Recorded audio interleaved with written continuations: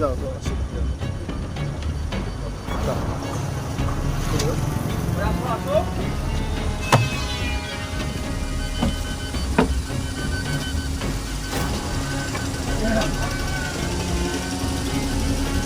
তো ঢাকা থেকে যাবেন কোথায়? এই যশোরের লোকটা।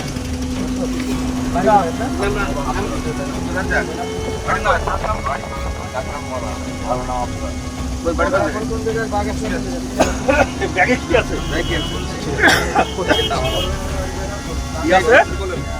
আরে ভালো করে বলেন কি এগুলা এগুলো কি বলেন? এই যে দেখেন, এই যে হলো এর ভিতর গাঁজা, কয়েক প্যাকেট আছে, আমি দেখাচ্ছি আমরা। এই যে গাঁজা, এই যে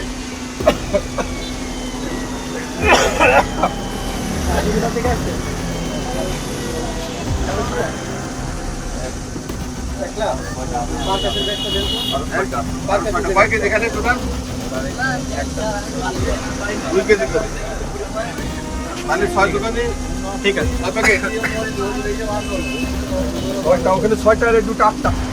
আচ্ছা, 8 কেজি তো। আচ্ছা, ঠিক আছে। আর ব্যাগ আছে? আর ব্যাগ আছে? বক্সে আছে ব্যাগ? কয় কেজি করে আছে? 2 কেজি না 1 এই ব্যাগের কেজি? মধ্যে কি? দেখো, ওটা দেখো, এই দেখেন, দেখেন।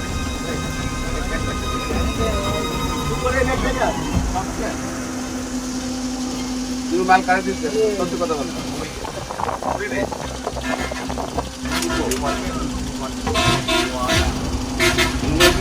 সামনে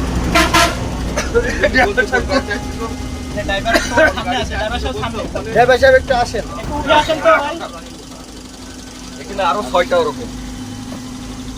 মোট 8টা। 6টা 2টা 8 দেখছেন? এরকম মোট 8টা।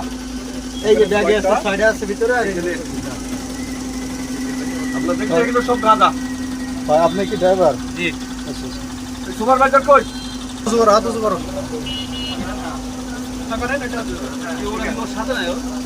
হ্যাঁ, ওর সাথে।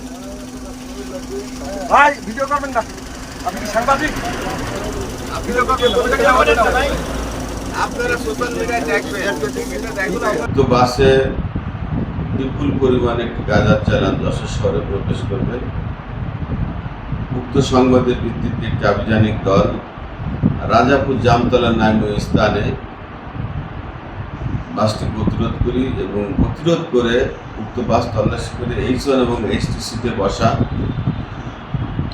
আব্দুর রাজ্জাক এবং সোহেল রানাকে জিজ্ঞাসাবাদে তারা জানায় তাদের পায়ের কাছে উক্ত গাঁজা আছে। পরবর্তীতে উপস্থিত সাক্ষীদের সম্ভবত ব্যাগ তল্লাশি করে 8টি পোটলায় 16 কেজি গাঁজা উদ্ধার করি এবং তাদের জিজ্ঞাসাবাদে তারা জানায় যশোর শিশু হাসপাতালের সামনে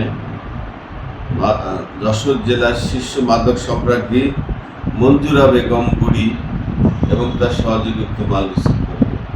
অতঃপর তাকে নিয়ে আমরা শিশু হাসপাতালের সামনে থেকে মঞ্জুরা বেগম এবং আব্দুল গনি নামীয় 2জন ব্যক্তিকে গ্রেপ্তার করি এবং তারা তাদের গাঁজা হিসাবে শনাক্ত করে এবং সত্যতা স্বীকার করে।